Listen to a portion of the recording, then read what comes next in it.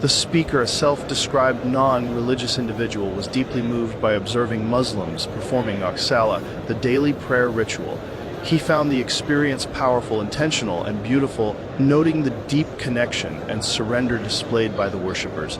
He contrasted this with the constant noise and distractions of Western society. The act of the bowing and prostrating symbolized humility and surrender, a rejection of ego, and the idea of being the center of the universe. This contrasted sharply with the constant self-promotion and striving for recognition prevalent in modern society. He learned that the prayers consist of fazid verses from the Quran, praises of God, and supplications for guidance and forgiveness. A timestamp 1:50 5 to free. Disconnection and the need for reflection. Alice has a timestamp over 2 to 10. The speaker reflected on the disconnection prevalent in Western society, fueled by technology and a focus on disposable moments. He contrasted this with the Muslim practice of pausing multiple times a day to remember something bigger than themselves. He pondered the positive impact of more people incorporating similar moments of thirst, reflection, and stillness into their daily lives. Asad IV. Beyond Politics and Labels, timestamp 249. The speaker emphasized that his experience transcended politics and labels, focusing on the shared humanity of individuals in awe of a creator. He felt a sense of loss in modern society regarding reverence and humility. He noted that the act of praying was like stepping out of the race, returning to something deeper and eternal. Av timestamp 345. He was struck by the Azhar's serenity and peace on the faces of Muslims after prayer, even amidst life's challenges. He questioned when he last felt truly grounded, even after experiences like float tanks or psychedelics. He compared the mindful and grateful start to the day of those who pray to the anxiety-fueled routines of waking up and scrolling on phones. Timestamp 043 Agav. He explored the meaning of Allah Akbar, understanding it to mean God is greater than everything, including problems, ego, fears, and ambitions. He contrasted the Western emphasis on becoming gods with the Islamic concept of bas submission, which he framed as a radical act of trust and liberation.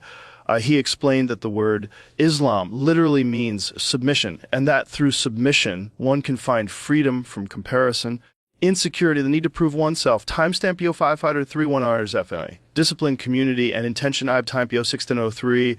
He emphasized this discipline, community, stillness, and intention he observed in Islamic practices. He highlighted the ritual cleansing before prayer as a symbolic act of coming clean and humble. He noted the power of the Arabic language and the sense of unity in millions of people reciting the same lines. He emphasized the power of silence, kneeling, and surrendering to something greater, a power that transcends material possessions or fame. He suggested that this is the kind of power people are secretly craving.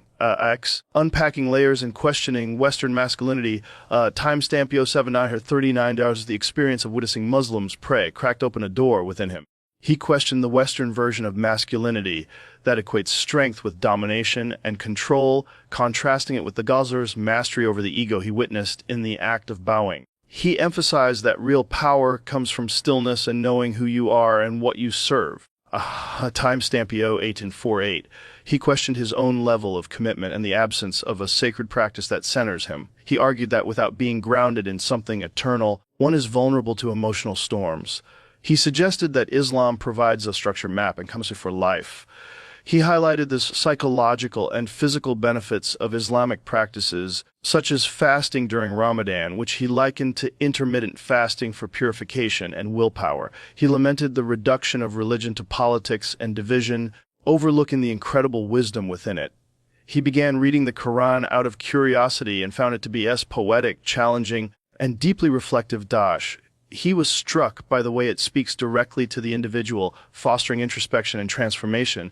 He suggested that the peace, connection, and meaning people seek might be something they remember and return to rather than create or discover. He felt that witnessing Muslims pray was a return to something universal, ancient, and real. He emphasized that he saw a way of life designed to bring people closer to themselves, their community, and their creator. He acknowledged that Western perceptions of Islam are often shaped by negative headlines and stereotypes. He urged people to step outside that echo chamber and meet real Muslims, read their book, and observe their lives, he found that Muslims are grounded in Usparas accountability, believing they will answer to God for their actions and intentions. He described the Islamic view of the afterlife as detailed and clear, with a reckoning for one's deeds, prayers, and character.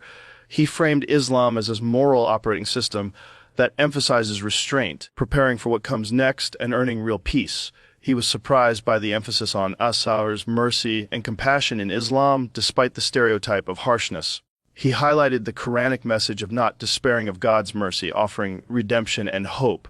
He contrasted this with the modern world's focus on social cancellation and public shaming. He encouraged listeners to be open and curious, even if they feel resistance or discomfort. He urged people to challenge their preconceived notions about Islam and seek truth for themselves. He called on people to talk to Muslims, observe their prayers, and read the Quran without an agenda.